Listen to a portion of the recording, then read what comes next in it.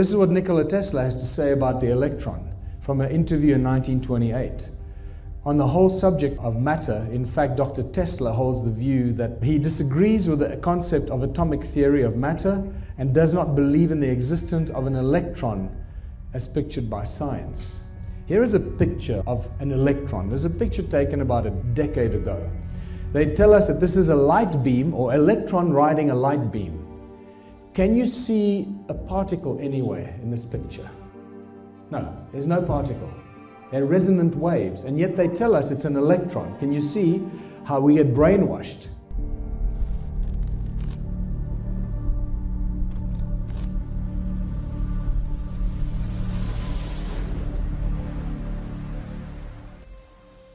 Ancient civilizations understood sound and frequency, and they used it for everything. They used it as a tool, and they also used it to control and manipulate humanity. It has a severe effect on you and your subconscious, but you're just not aware that it's affecting you. When Enki was trying to hide the so-called ME tablets from those who wanted to destroy it or possess it, he hid it in a place, and he put it in a place that it could never be found or destroyed by others.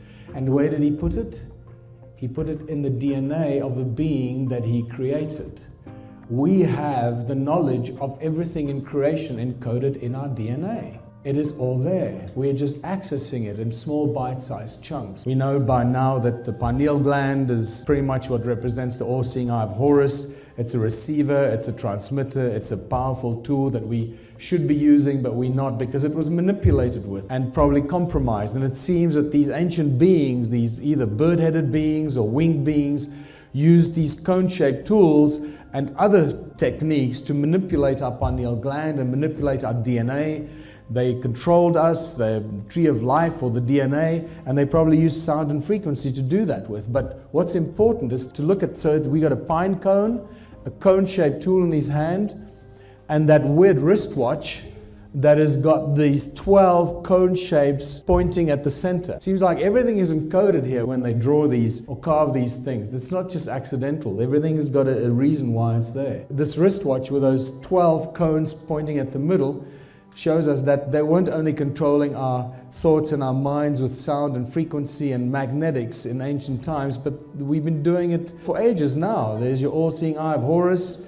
There's your half of that weird wristwatch with the 6 cones facing the middle, all controlling us with sound and frequency. And this brings us to using sound as a tool in technology. Sound creates light. It's very obvious. We know that God said, let there be light, and you can do this yourself by attaching a speaker to an LED light and see what happens. The Ankh was used as a healing tool. We know that from images like this. The medicine wheel is a cross in a circle that represents sound, that primordial source of sound, that shows that the Native American healers knew that sound could cure and could heal. This is a Sumerian seal that represents sound, and also this is where the swastika has its origin, in sound and resonance. The Ark of the Covenant was obviously a very powerful sound energy generating device. It was also a communication device that Moses could communicate with God and with his people when he sat on the mercy seat below the angels and their wings. And was also a very powerful device that brought down the walls of Jericho, because obviously gave off some sort of a low frequency vibration, and then with a blast from a trumpet and a shout, the walls came tumbling down. So either an electromagnetic pulse or something of that kind that brought the walls of Jericho down. Royal Raymond Rife, you should know by now, the man that found the cure for all disease with sound and resonance. They were converted to electric impulses. And in a library in Sedona is his handwritten manuscript that you can read all his handwritten frequencies for all the disease. Cancers, this is for diphtheria, this is for tuberculosis, and so it goes. Lakovsky, the multiple wave oscillator, that has got an incredible record of curing all kinds of diseases, including cancers. And more recently, Anthony Holland, who in a TED talk in 2011 shows how he cures cancer with sound frequencies. Unfortunately, Anthony Holland thought he'd become famous, and since then we've not heard anything of him. He sort of disappeared. He didn't realize that the sound healing of cancer was discovered long before him, because he mentions it as a new phenomenon. We now know that cancer is vulnerable between the frequencies of 100,000 hertz and 300,000 hertz. Sound can levitate. You would have seen this many times. Just a very quick idea that sound actually does levitate things. But this is not how the ancients used to levitate the very big, heavy objects. This is a very different technique used here. This is just pressure waves that can levitate things, very light objects. But it does give you the ability to imagine that sound actually levitates. Peter Davey boiled water with sound since 1940. Sound creates what's known as a star in a jar called sonoluminescence. When you take a sphere of water and you expose it to certain frequencies, it gives off a very, very bright light at the center of the water. Magnetron, the resonant cavity magnetron that is created through resonance, sound resonance. It creates huge amounts of energy that's used in laser beams, used in microwaves, laser beams, etc. Sound acts as a cloak of invisibility. Sound can make things disappear. This 3D sort of plastic pyramid that they created, when they expose it to certain sound frequencies, anything they put underneath it disappears, becomes invisible. And sound creates hurricanes. Two guys in 2003 that lodged a patent to create hurricanes out of sound. Believe it or not, maybe this is how they create the weather for us, without us even realizing it. We become creators and can manifest anything with sound. And this is why we now know that sound is the ultimate source of free energy. And Nikola Tesla knew this. He knew that the earth rings like a bell, and he used the sound of the earth because it constantly rings, it never stops. He used it as a source of energy to create his free energy device. And this is where we realize that sound and magnetism is inextricably connected. It's sound that creates magnetic fields, and moving magnetic fields create electricity. It's in that order that creation seems to happen. So we don't live in an electromagnetic universe, we live in a magneto-electric universe. Please watch the videos online about the electric universe. That is spectacular research that tell us what the sun is, what the stars are, and how things actually function. So magnets give off sound. We all know what speakers are. You got electricity, it comes out of a plug, it runs down a wire, it goes into a speaker, a magnet, the magnet reacts, and the magnet makes the air move and creates sound. And the reverse is possible as well. It works one way and it works the other way. Dr. Manjula Samantha Lawton, who lives in Manchester, wrote this phenomenal book, and I really suggest you get a copy of this if you can and read it. It reads like a novel. It's one of the best books you'll ever read, called Punk Science. And she shows us that everything manifests as a torus in a toroidal field, and including sound. And this is what sound looks like when it manifests as a toroidal field. Sound, just like everything else, manifests as a toroidal field, as a torus. And this is why when our hearts beat, we create a toroidal field around our body. And that toroidal field creates an electromagnetic field around our body. And so it goes. This is what the toroidal fields look like, or that are created by the sounds we make when we speak. And phenomenal research and work has been done to show us what the different toroidal shapes and fields look like of different letters and different sounds, especially vowels.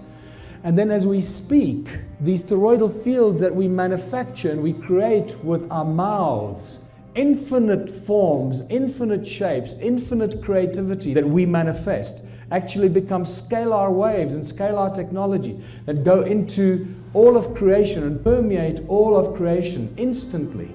It doesn't take light years for the thoughts we have or the words we speak to permeate all of creation. It happens instantaneously because sound and resonance traverses all of creation instantly, not like light that takes time to travel. The torus electron model, this is what an electron actually looks like. It's just a resonance field. Much brilliant work has been done by many brilliant researchers and scientists. Electromagnetic models and formulas have been thrown together that are consistent with the toroidal shape of an electron. An electron is simply a coherent resonance in a toroidal field. That's all it is. It's not a particle, it is a resonating toroidal field. The same with the atomic structure. The atom is a toroidal field. It's not the atomic structure that we've been shown by science throughout our schooling careers. This is probably a lot closer to what an atom looks like. Here's a picture of a molecular torus of the carbon monoxide molecule. And you start seeing how the toroidal shapes appear everywhere. I guess this is probably one of the best descriptions of the nature of our reality and around us. Everything is sound and magneticism, and this is really important. Remember, God said, let there be light. So it's sound moving sound manifests as toroidal fields. Those moving toroidal fields create magnetic fields, which are toroidal fields as well, and moving magnetic fields create electricity. That's the sequence of events. Because sound creates magnetic fields, it means everything must be magnetic in some sort. And this is a full magnetic toroidal field spectrum. It's both positive and negative on both sides. There is no positive and negative in magnetic fields. This is where we've been incorrectly taught. It's actually just one field that work in opposite directions. It's centripetal forces that work against each other and oppose each other. And the complete toroidal field, like the toroidal magnetic field like this, has a both positive and a negative on both sides. So it both pushes and pulls from both sides. That's a complete magnetic toroid. It's not north on the one and south on the other. That's an incomplete magnetic field. This is very important information, people, and this connects us to some of the biggest lies we've been told about our reality and the world that we live in. This is some of the most beautiful new work, being able to actually see what a magnetic field looks like through the ferrolens. When you look at the cone-shaped magnetic field under a ferrocell, look at this. When you take a ferrocell and you put it over a speaker magnet, look what it does. These beautiful cone shapes that face the middle, just like this guy's wristwatch. Can you start seeing why I'm suggesting that these guys are using technology? It was in their wristwatches, they had the cones, all to do with magneticism and sound. Ancient knowledge is giving us a very clear indication of how we can use this ancient technology into the future. Keep in mind, what have we got in our eyes? In our eyes we have rods and cones in our retina, right? What are the cones in our retina connected to? The optic nerve is connected to pineal gland. Somehow our pineal gland should be controlling our eyes and our optic nerve. And our pineal gland should be picking up all these other frequencies, the all-seeing eye of Horus, connecting us to everything, every frequency, and giving us ESP ability and much more. But if you look at our eyes, so in our eyes, in the iris is actually like toruses. Right? Look at the toruses in our eyes. And the toruses have lenses in them that focus the light, which is also sound, because every light frequency has a sound frequency attached to it. So it sends the sound and the light through the lens, through the center of the torus, into the cones in the retina. But what this all leads up to is that we should be able to do anything. We should be able to think anything and manifest it instantly. And this stuff is just so brilliant. When you start breaking this knowledge and this information down, you get into the deeper understanding of the power that we have, the incredible, powerful beings that we are, because we are one with God. We are one with the Creator. We come from the same creative source. And we are all imbued with all that knowledge and information runs in our DNA. We are absolute ultimate creators. We are co-creators of our own reality. And this is where we start getting into the real understanding of some of the masters. And no matter how I look at it, how much research I do, I keep coming back to one guy that stands head and shoulders above all other researchers and inventors of, I don't know, for how many centuries. And that guy's name is Nikola Tesla. He says, if you want to find out the secrets of the universe, think in terms of energy, frequency, and vibration. That's exactly what I've been sharing with you here.